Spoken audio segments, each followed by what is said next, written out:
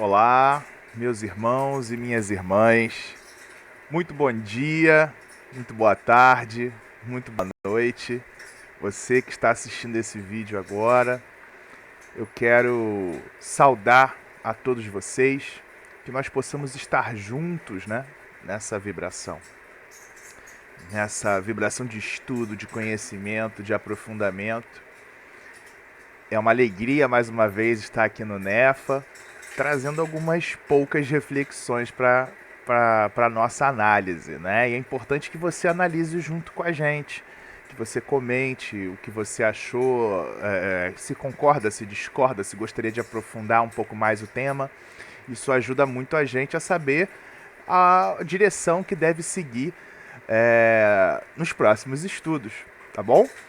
Então, que possamos acalmar os nossos corações, relaxar a nossa alma, abrir um espaço em nossa mente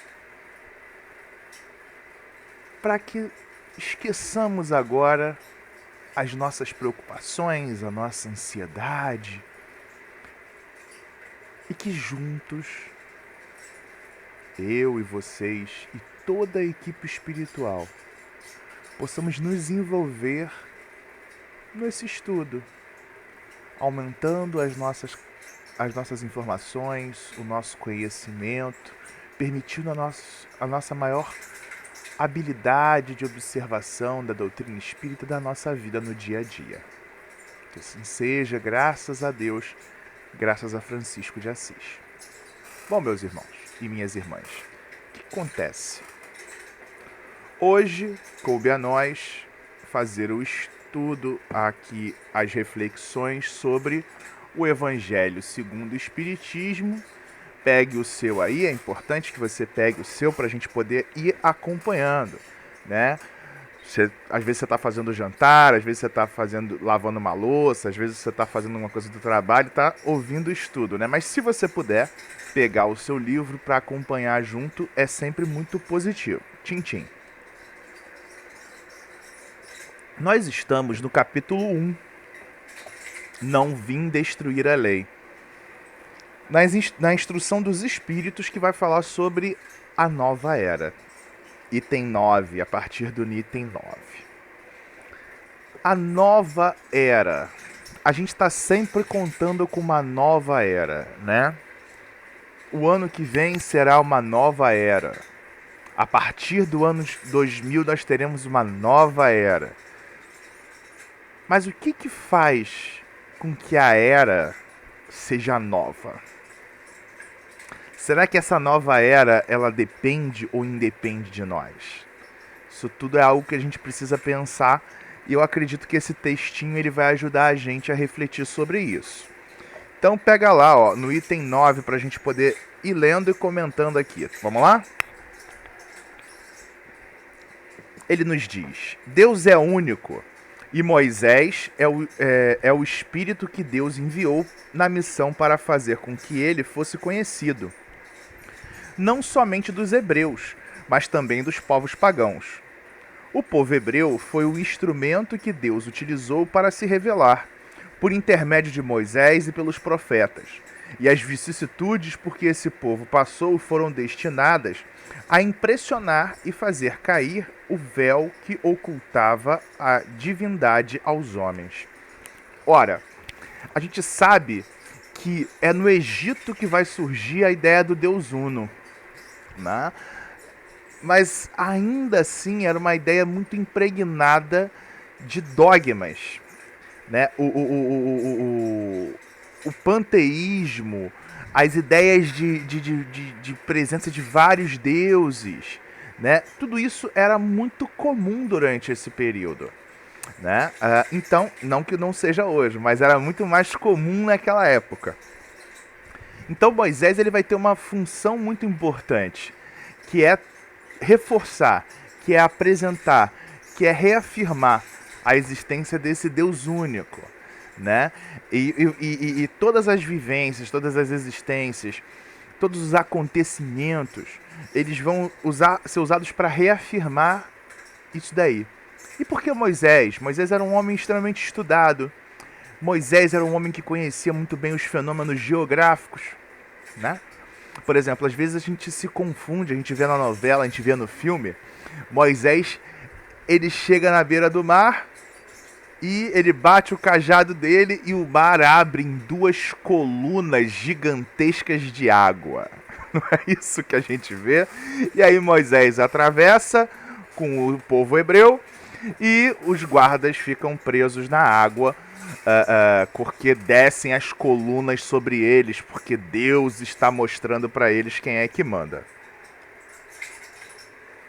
Mas na verdade, para a gente poder avaliar e sair da ideia do misticismo e voltar para a realidade, o que acontece? Em muitas partes do mundo, existem períodos de maré vazante, onde a maré baixa um tanto quanto e fica água de um lado, água do outro e abre-se um caminho que liga dois lados, que liga a costa até uma ilha. Isso é normal.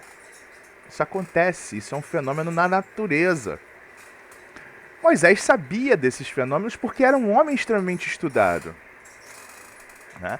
Então Deus não abriu o mar em duas colunas. O fenômeno natural, porque Deus não vai quebrar os fenômenos naturais.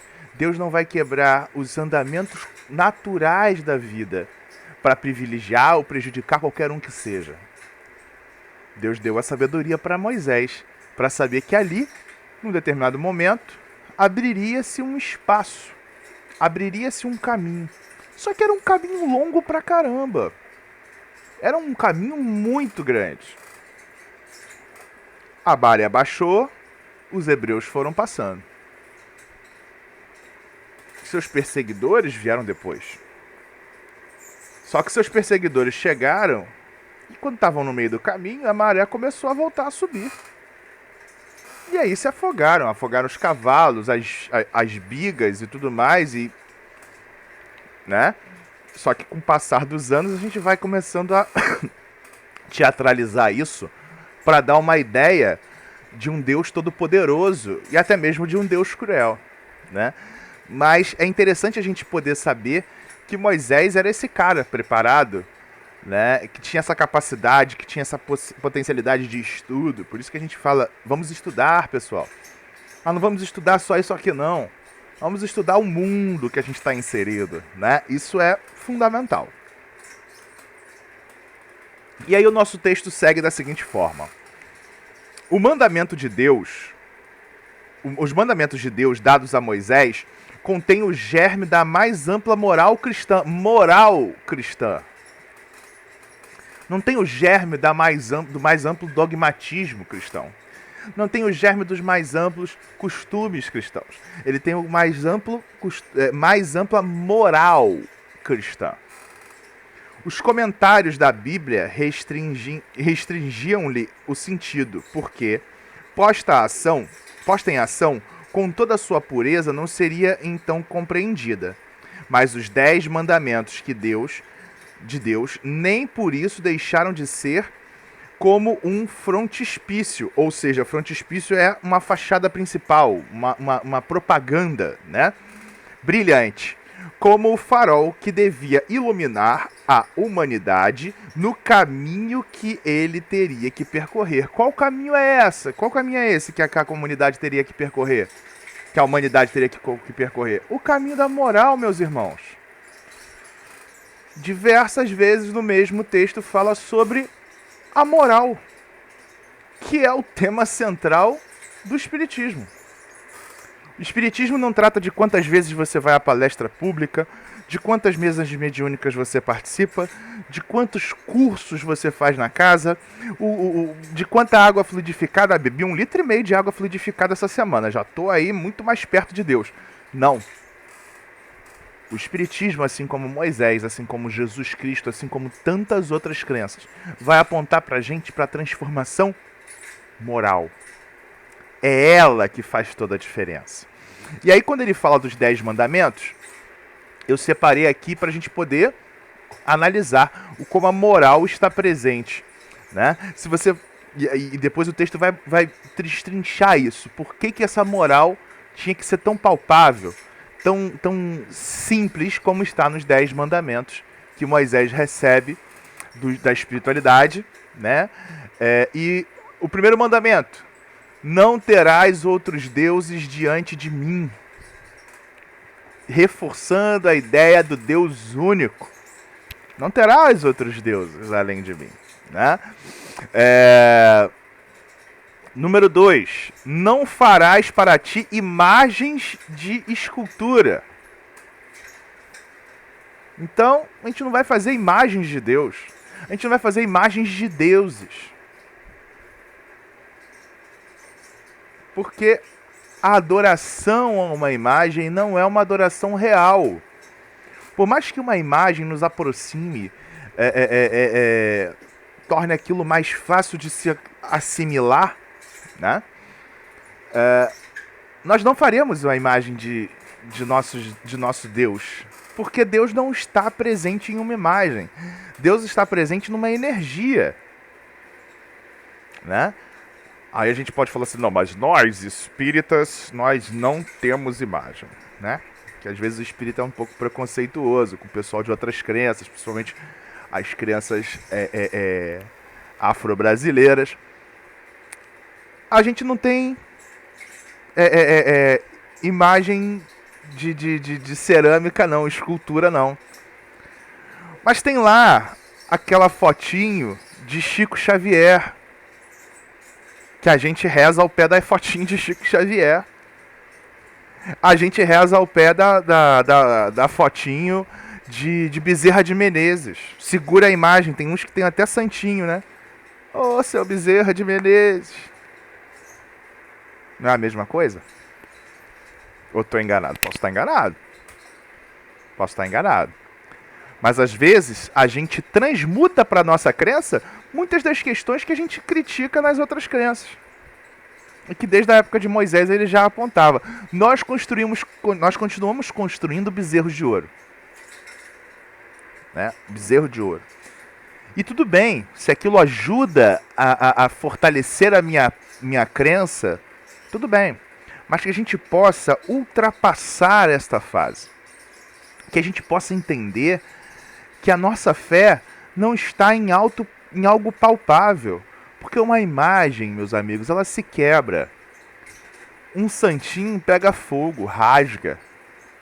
A fé que eu tenho efetivamente em Deus, nos bons espíritos, essa não se limita, né? Não se limita mesmo. Então, não farás para ti imagens de escultura. 3. Não tomarás o nome do teu Senhor em vão. Não tomar o nome do Senhor em vão, gente, não é a gente ficar... meu Deus, não sei o que. Meu Deus, não sei o que lá. E aí a pessoa fala, não, você fala o nome de Deus em vão. Não é isso, não. Não tomar o nome de Deus em vão é, por exemplo, quando a gente usa o nome de Deus para oprimir as outras pessoas. Porque Deus não é um Deus de opressão. Olha que interessante. A gente usa o nome de Deus para fazer com que as pessoas concordem conosco.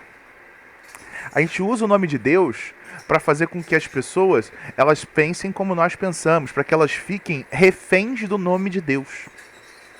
Isso é usar o nome de Deus em vão.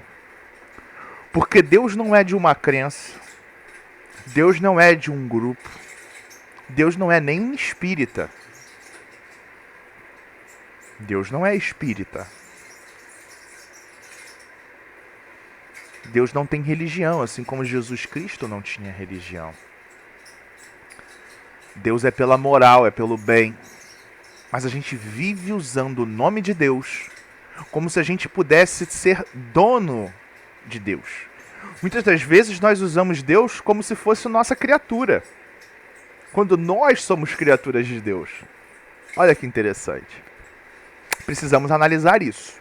Quando usarmos o nome de Deus, que a gente possa perceber se está sendo justo, se está usando o nome de Deus de forma correta, se a gente está colocando as coisas do caminho certo.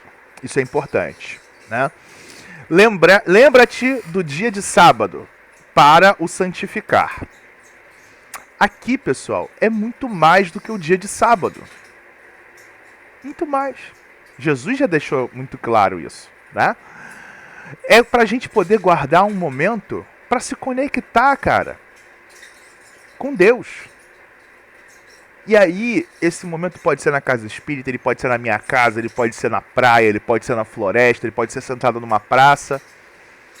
Me conectar com Deus, esquecer o mundo que está lá fora, esquecer as preocupações do mundo e me conectar com Deus.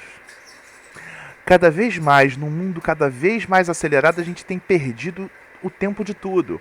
A gente perde o tempo de se conectar com os nossos familiares, a gente perde o tempo de se conectar com os nossos amores e perde o tempo para se conectar com Deus.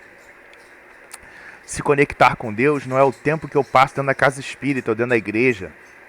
Porque às vezes eu estou dentro da casa espírita, mas não estou conectado com Deus. Estou ali cumprindo uma obrigação protocolar. Me conectar com Deus é estar com Deus. Eu e ele e eu. Refletindo sobre a minha vida, refletindo sobre o mundo que está à minha volta. Perdão, refletindo como eu posso ser melhor para este mundo, né? Honrai teu pai e a tua mãe, né? Gente, isso daí é honrar as nossas velhas gerações. Desde o tempo de Moisés, a gente já tinha essas reflexões. E cada vez mais a gente continua preso a abandonar as velhas gerações, né? E aí nós, enquanto sociedade, nós honramos nossos pais e nossas mães, os pais dos nossos amigos, oferecendo, por exemplo, uma condição de vida tão pouco favorecida aos nossos companheiros mais idosos. Eles não têm meios de locomoção adequado. O INSS é uma completa vergonha, diminuindo muito os valores que eles recebem para sobreviver, ainda mais numa fase da vida onde as pessoas precisam gastar muito mais com remédios. Nós estamos honrando nosso pai e nossa mãe? Se a gente passa mais tempo se dedicando à religião do que ao nosso pai e à nossa mãe que precisa da nossa ajuda, temos que rever nossos conceitos. Eu faço palestra, eu faço estudo, eu faço encontro na casa espírita, participo de mediúnica, mas não dá, não tem como ficar com a minha mãe porque eu tô ocupado na casa espírita. Isso não faz sentido. Não faz sentido. A caridade, ela começa no lar. A gente não pode esquecer isso. Nós, enquanto sociedade, precisamos urgentemente defender os nossos idosos. Porque nós, se dermos muita sorte, nos tornaremos idosos. E uma sociedade que não reconhece, não honra o seu passado, não terá um futuro. Como eu posso dizer que meu filho irá me honrar se a imagem que eu apresento para ele é de não honrar os meus pais, não honrar os idosos que eu conheço, né? Muito importante a gente pensar sobre isso. Não matarás, o 6º mandamento. Quanta gente a gente mata o tempo todo? Quantas pessoas matamos em nome de Deus? Em nome de Jesus? Quantas? E aí seria leviano da minha parte fazer um comentário, falar sobre esse tema sem fazer um comentário específico. O livro ele vai mostrar pra gente que Moisés vivia em um tempo onde as pessoas eram muito endurecidas, onde tinham uma animalidade muito presente, né? E por isso os mandamentos eles precisavam ser tão claros. Mas a gente não pode se enganar, meus irmãos. A gente não pode achar que essa visão tão distante da moral, essa visão tão endurecida, ficou no tempo de Moisés. Ainda temos muitos companheiros que precisam da nossa atenção, do nosso carinho. Se a gente parar para pensar que essa semana, aqui, perto da gente, na Barra da Tijuca, um homem foi amarrado as mãos e os braços, a mão e as pernas, e foi espancado por 15 minutos, indefeso, até a morte. Esses nossos amigos, esses nossos irmãos queridos, que realizaram essa crueldade, ainda não entenderam o mandamento 6 que Moisés nos trouxe lá atrás, que é o de não matarás. O discurso de ódio, ele continua tão presente nos nossos dias e cada vez mais intensamente, que nós esquecemos de um mandamento que está lá atrás. E às vezes nós nos dizemos, eu sou cristão, mas nós matamos. Eu sou cristão, eu creio na Bíblia Sagrada, mas eu não honro meu pai e minha mãe. E a gente vai voltar nesse ponto mais pra frente. A gente ainda não fica estarrecido com esses acontecimentos. Uma sociedade verdadeiramente cristã e que honra a ideia do Cristo, de amor ao próximo, de fazer o bem, hoje, depois desse acontecimento, ela estaria em luta oficial, estaríamos todos parados, chocados, espantados, mas isso não nos espanta mais. Ou melhor, isso ainda não nos espanta. Isso ainda não nos assusta. Isso ainda não nos comove. Ainda naturalizamos coisas como essa. O 7º mandamento é não adulterarás, né? Não adulterarás está muito além de ter um caso extraconjugal, meus amigos.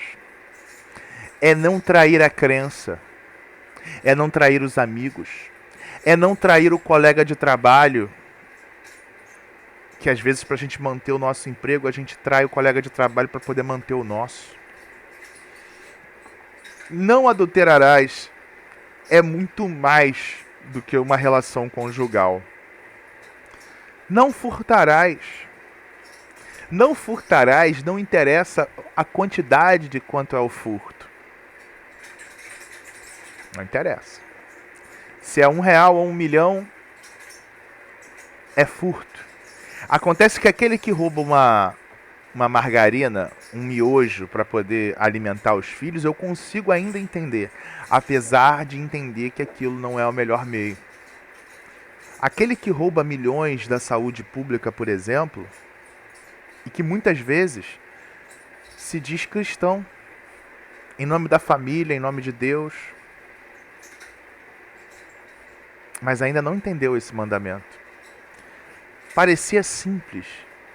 Moisés tentou colocar da forma mais simples, os espíritos que orientaram Moisés na escrita, ou que escreveram de forma direta nas tabuletas de pedra, parecia muito simples, mas ainda não nos é.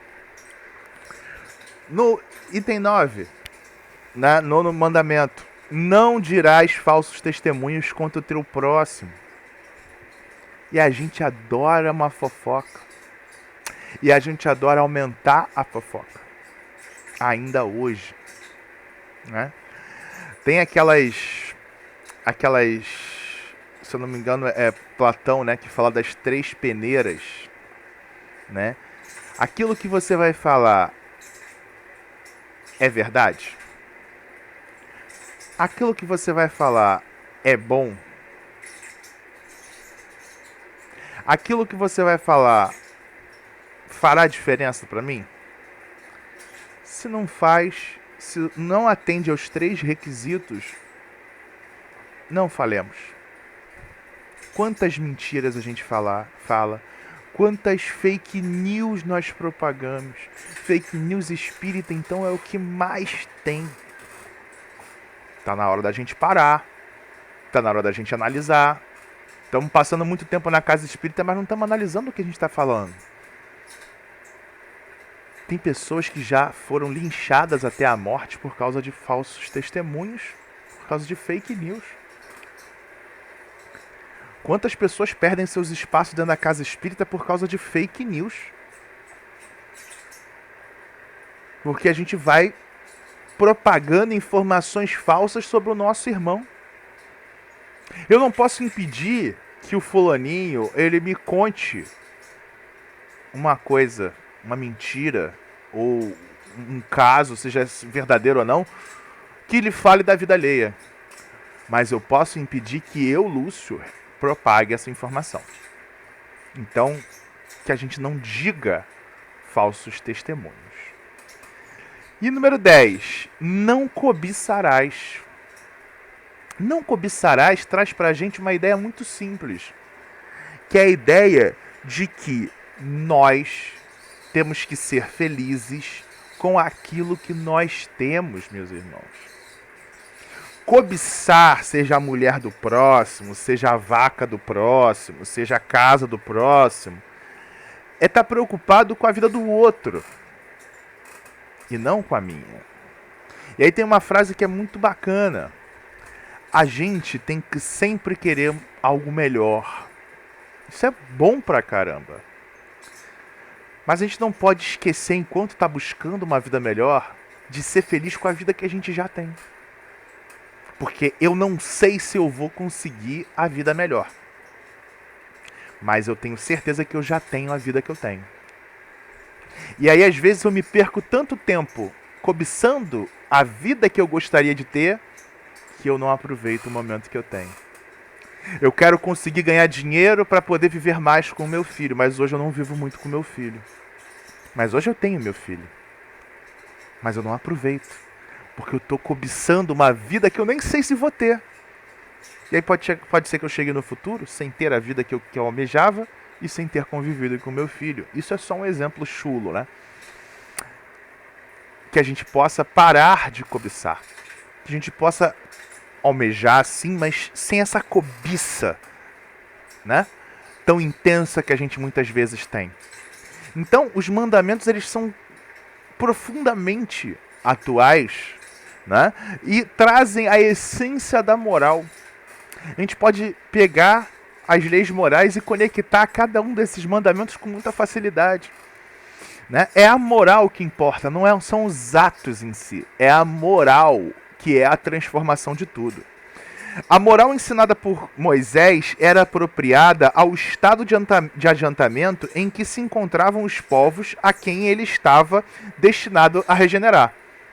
A gente já falou sobre isso. Esses povos semi-selvagens, quanto ao aperfeiçoamento da alma, não teriam compreendido que se pudesse adorar a Deus sem a realização dos holocaustos, nem que fosse preciso perdoar a um inimigo. O holocausto, né, entre os antigos hebreus, era o sacrifício em que se queimavam inteiramente as vítimas. O povo do tempo de Moisés não entenderia uma vida sem isso. Nós já entendemos? Alguns de nós ainda realizamos holocaustos. Nós ainda queimamos pessoas. Nós ainda amarramos pessoas e golpeamos até o desencarne. E nós que não necessariamente realizamos a função, o que fazemos? Quais nossas ações para que isso não ocorra? Quais nossas ações para uma sociedade mais igualitária, menos semi-selvagem, como eram os povos do tempo de Moisés, né? A inteligência deles, notável sob o ponto de vista da matéria e mesmo sobre as artes da ciência, era muito atrasada em moralidade e não seria convertida sob o domínio de uma religião inteiramente espiritual. Era-lhes necessário uma representação semimaterial, como a que a religião hebraica lhes oferecia. Os holocaustos falavam aos seus sentidos, enquanto a ideia de Deus falava ao seu espírito. Então, era necessário que esse processo fosse gradativo, né? Que esse processo fosse aos poucos, trazendo a questão moral, porque eles não entenderiam simplesmente a questão moral, né? A espiritualidade, a espiritualização ainda era algo muito distante, e até por serem muito cruéis, por serem semi-selvagens, como diz aqui o texto, eles precisavam de um Deus que também fosse cruel. porque eles não respeitariam um Deus bom. Né? Então esse Deus, ele ainda é um Deus cruel, ele ainda é um Deus de castigo. Né? O Cristo, e aí a gente já chega a um outro momento, foi o iniciador da moral mais pura, mais sublime, da moral evangélico-cristã, que deve renovar o mundo, aproximar os homens e torná-los irmãos, que deve fazer jorrar de todos os corações humanos a caridade e o amor ao próximo. Então, o Cristo ele avança um pouco mais. O Cristo ele transforma todos em irmãos. Ele traz o amor e a caridade para o centro da nossa conversa. E criar entre todos os homens uma solidariedade comum. Enfim, de uma moral que há de transformar a terra e dela fazer uma morada para espíritos superiores aos que hoje a habitam. É a lei do progresso, a qual a natureza está submetida e que se cumpre e o Espiritismo é a alavanca da qual Deus se utiliza para fazer a humanidade avançar. Então, meus amigos, percebam, todo crescimento ele é gradativo. Não existe transformação do dia para a noite. Não existe isso. Ah, todos eram bons, todos eram maus, ficaram bons. É gradativo. Deus é pedagógico. Deus não ensina pra gente equação do segundo grau no maternal. Deus é gradativo.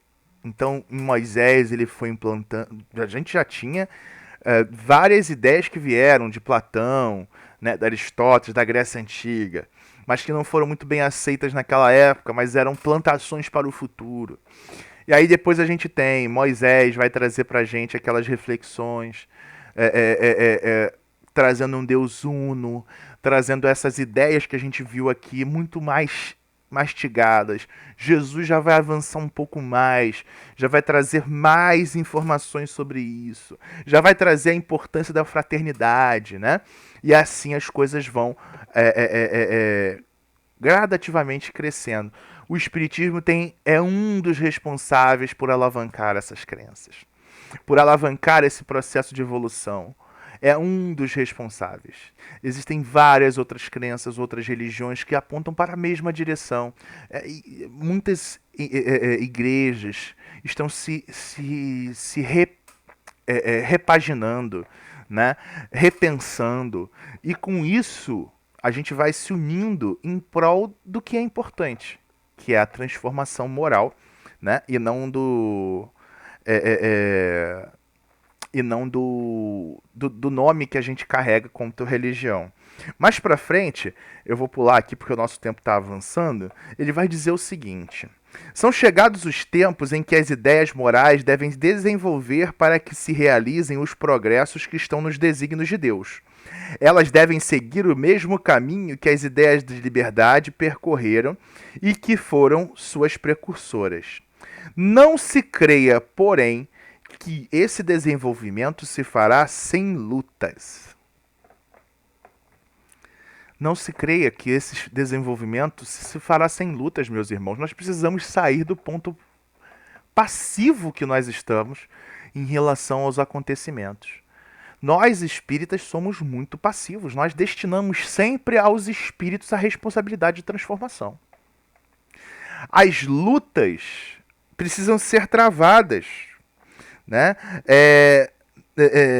Elas precisam, para chegar à maturidade, de abalos e discussões, a fim de que chamem a atenção das massas. Meus amigos, lutar contra o racismo é lutar pelo desenvolvimento moral.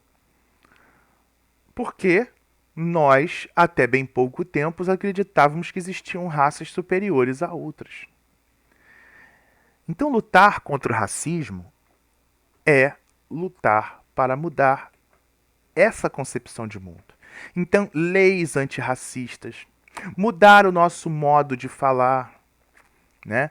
Parar de falar certas coisas, parar de denominar os nossos irmãos de pele negra de tal forma ou de tal forma. Lutar para que essas pessoas sejam protegidas e defendidas. Lutar para que um país que teve mais de 300 e tantos anos de escravidão possa oferecer condições para que essas pessoas de famílias negras, de origem negra, possam ter melhores condições de vida, entrar na universidade, conseguir empregos. Ainda hoje, em 2022, os negros recebem menos pelo mesmo trabalho do que os brancos. O número de jovens mortos no Brasil é muito maior de negros do que brancos. Então, a gente precisa lutar. Nós, como espíritas, temos que lutar pela moral, para que todos sejamos irmãos, como Jesus apontou no parágrafo superior. Nós temos que lutar pelos direitos das mulheres, ainda que nós sejamos homens. Porque a sociedade ela só vai ser melhor quando ela for mais justa. E ser mais justa não é só atender às minhas necessidades, é atender às necessidades da sociedade. Uma sociedade menos racista é boa para mim, que sou branco. Uma sociedade menos machista é boa para mim, que sou homem. Temos que lutar pelos direitos dos nossos irmãos LGBTQIA+. Porque Deus em nenhum momento, o Espiritismo em nenhum momento, asseverou que nós temos que meter a colher nos posicionamentos dos outros. Que nós devemos criticar o outro por ser diferente da gente. Pelo contrário, ele diz que nós devemos amar uns aos outros como irmãos. E se eu, como irmão, gostaria de ter o meu direito de ser respeitado, se eu, como irmão, gostaria de ter o meu direito de amar livremente, por que a gente não está protegendo ainda os nossos irmãos? E aí me assusta muito quando eu vejo espíritas que acreditam em pensamentos completamente contrários. E eu acho que a gente tem que ter uma amplitude de pensamentos, sim, isso é muito poderoso, muito rico, ter opiniões diferentes. Mas tem coisas que estão muito contrárias. Eu vejo espíritas falando coisas que a gente fica assustado. Sabe? Falando que a nossa sociedade está andando para trás, que hoje em dia, olha como é que está. A gente precisa começar a pensar sobre isso. Eu vejo espíritas apoiando penas de morte. Vejo espírita apoiando a ideia de ter mais armas sendo distribuídas. Me desculpem, meus irmãos, mas eu não consigo interpretar como essa sendo a luta de nós espíritas. Nós temos que lutar, sim, com as nossas armas, que é a arma do bem, a arma do amor, que é a arma da compreensão, do respeito e da dureza pelas nossas crenças. Então temos que lutar por leis mais justas, temos que lutar por políticos mais justos, temos que lutar por compreensão mais das pluralidades religiosas, sexuais. Temos que lutar por isso. Se não o fazemos, estamos perdendo a oportunidade de concretizar aquilo que nós dizemos crer. As lutas são necessárias. E somente essas lutas que vão sacudir esses espaços e vão transformá-los. Se vocês lembrarem bem, na década de 80 e década de 90, na TV era muito comum a gente ter piadas machistas e homofóbicas, pejorativas para os homossexuais e onde mulheres apareciam apenas em vestidos, em roupas mínimas, de biquíni, nos programas humorísticos, por exemplo. Hoje em dia isso não é mais possível. Não é porque a gente ficou mais chato, é porque a gente começou a respeitar mais as pessoas. A gente começou a avançar moralmente, entender que esse não é o papel nem dos homossexuais, nem das mulheres. Então, é esse movimento, é o barulho que a gente faz que vai modificando as coisas. De que lado nós estamos? A que lado nós pretendemos pertencer? Como ainda vamos poder ficar contra a ciência? Como ainda vamos pensar se vamos vacinar ou não os nossos filhos? De que lado nós estamos? A nossa luta precisa ser essa, pelo bem moral de todos, pelo bem de todos. E cada um tem a sua individualidade, cada um tem o seu direito, cada um tem o seu espaço. Mas quando a sua individualidade afeta a totalidade, essa individualidade deve ser caçada. Esse direito de fazer o mal ao outro deve ser caçado, seja na cadeia, seja com perda de direitos, porque o todo é mais importante do que o indivíduo que comete erros contra o outro. Então, essa deve ser nossa função, nossa busca, mais do que qualquer outra coisa, né? Temos que sair da questão do passivismo. Temos que partir para a questão ativa. E aí, mais à frente, ele vai dizer pra gente: a revolução que se prepara é antes moral do que material. Os grandes espíritos mensageiros divinos inspiram a fé para que todos vós, obreiros esclarecidos e ardentes, façais ouvir vossa humilde voz. Porque vós sois o grão de areia, mas sem grão de areia não haveria montanhas. Assim, pois, que estas palavras, não somos pequenos, não tenham mais sentido para vós. Nós somos pequenos, perdão. Não tenham mais sentido para vós. A cada um a sua missão.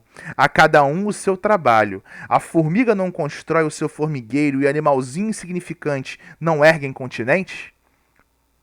Ah, mas o que eu posso fazer? Que diferença que eu vou causar nisso? Toda a diferença. Toda a diferença. A praia só existe porque tem bilhões de grãos de areia. Se cada grãozinho de areia resolver ir embora, a praia deixa de existir. Temos uma responsabilidade enorme. E, via de regra, estamos abrindo mão da nossa responsabilidade. Para ficar bem com o meu amigo, para ficar bem com o colega da casa espírita. Veja, meus amigos, nós temos que viver sim em harmonia. Mas não podemos abrir mão da essência da nossa doutrina. Não tem como a gente abrir mão do bem, do respeito, da responsabilidade, do carinho com o próximo, de uma sociedade justa para todos, para ficar bem com o meu irmão. Sabe? O espiritismo não é o Rotary. Não é um clube social. Sabe? Não é o Lions. O espiritismo é uma doutrina de vida filosófica. E se não está mudando as nossas condutas, temos que repensar, né? Então essa é a parte que Fenelon fala, e ele vai falar pra gente: a nova cruzada começou. Apóstolos da paz universal, e não de uma guerra, modernos São Bernardos, olhai e marchai para a frente. A lei dos mundos é a lei do progresso. Então nossas leis precisam modificar. Nossa sociedade precisa ser mais respeitosa, mais amável. Ah, mas a gente não vai mudar tudo de uma vez. Não, a gente vai mudar só um pouquinho. Porque Moisés não mudou tudo de uma vez, Jesus não mudou tudo de uma vez, nós ainda não aprendemos ainda a sermos cristãos. Então nós também vamos mudar um pouquinho de cada vez. A gente vai mudar agora, a gente vai mudar aqui, né? E assim por diante. Mais pra frente, lá no texto de Erasto, né? Erasto que viajou com Paulo de Tarso, né? Então, quer dizer, Erasto tem todo um envolvimento muito interessante. Ele vai falar sobre Santo Agostinho, né? Que vai falar que Santo Agostinho é um dos maiores divulgadores da doutrina espírita, do espiritismo. Manifesta-se quase por toda parte, e a razão de tal fato nós a encontramos na vida desse grande filósofo cristão. Ele pertence a essa vigorosa falange dos pais da igreja, aos quais a cristandade deve a sua mais sólida base. Como ocorreu a muitos, Agostinho foi arrancado do paganismo, melhor dizendo, da incredulidade mais profunda pelo clarão da verdade. Então é importante que a gente entenda que Santo Agostinho, né, Aurelius Agostinus, né, ou Agostinho de Hipona, né, ele nasceu em 354 depois de Cristo, né, onde hoje é a atual Argélia. Ele era pagão, filho de um homem pagão. Sua mãe, Mônica, que depois virou Santa Mônica, era cristã. Mas vai lembrar que em 354, nem todo mundo era cristão, né? Porque o cristianismo tinha causado um grande movimento, né? Principalmente pelo seu grau revolucionário. Isso mesmo, seu grau revolucionário. Aí a gente não quer lutar por direitos dos nossos irmãos, porque a gente fala assim, não vou me envolver nessa briga, né? Não vou me envolver nisso, temos que viver em paz. Só que Jesus fez uma revolução. E a gente diz que segue ele. A revolução através do amor, através do bem. Mas é essa revolução que a gente tem que buscar. Tá? É essa luta que a gente tem que travar. Então, Agostinho, ele vai crescer como pagão, ele vai ter várias relações com várias mulheres, vai ser pai, né, e tudo mais. E depois de um tempo vivendo... Opa, até o cachorro se animou agora. Depois de um tempo vivendo no paganismo, seu filho vai falecer, ele vai ter um relacionamento muito ruim com as suas mulheres, com a mãe do seu filho. E aí ele efetivamente se converte ao cristianismo. E ele vai ser um filósofo que vai ser responsável por construir as bases dogmáticas do catolicismo. Porque o catolicismo tinha as escrituras, tinha a Bíblia, mas não tinha bases dogmáticas, né? E Santo Agostinho vai ser esse cara que vai escrever essa corrente filosófica, né? Essa corrente dogmática que vai se concretizar na principal base da doutrina católica, né? Mas interessante que, assim como Saulo, né? Ele vai dizer aqui no texto, Santo Agostinho foi a mesma coisa. Santo Agostinho seguiu seu caminho pelo paganismo, muitas vezes contrário ao cristianismo, até que ele teve o seu momento de encontrar Jesus na estrada de Damasco, entre aspas, né? E aí ali ele realiza a sua transformação, né? E a sua transformação, ela é tão profunda e para a gente perceber como que esse contato espiritual, ele no passado ele era muito mais claro do que às vezes a gente percebe hoje em dia. Santo Agostinho ele vai se pronunciar no momento que ele perde, né? Que desencarna Mônica, sua mãe, que hoje conhecemos como Santa Mônica. Estou convencido de que minha mãe virá me visitar e dar os seus conselhos, revelando-me o que me espera da vida futura. Ele tinha total consciência da vida pós-morte, né? Então, Santo Agostinho vai trazer para a gente essa visão, e é interessante como a visão dele vai se transformar após o desencarne, né? É claro, nós estamos na carne e temos uma visão muito limitada do mundo, da vida, do nosso papel no mundo. Então a gente vai tentando acertar, né? A gente vai tentando encontrar o nosso caminho. Mas é claro que isso leva tempo, é claro que isso leva uma longa jornada. E aí nesse texto também, ele vai falar pra gente sobre, por exemplo, para acabar, né, o sermão a parábola das 10 virgens. Né? Ele vai dizer pra gente aqui sobre a parábola das 10 virgens, que é justamente sobre essa nova era. Então, vai lá em Mateus capítulo 25, item 1 a 13, onde diz o seguinte: Então o reino dos céus será semelhante a 10 virgens que, tomando as suas lâmpadas, saíram ao encontro do esposo. Era uma coisa meio estranha, né? Mas vamos lá. E 5 delas eram prudentes e 5 loucas. As loucas tomaram as suas lâmpadas, não levaram azeite consigo. Mas as prudentes levaram azeite em suas vasilhas, com as suas lâmpadas. E tardando o esposo, tosquejaram todas e adormeceram. Mas à meia-noite ouviu-se um clamor: Aí vem o esposo, sai-lhe ao encontro. Então todas aquelas virgens se levantaram e prepararam as suas lâmpadas.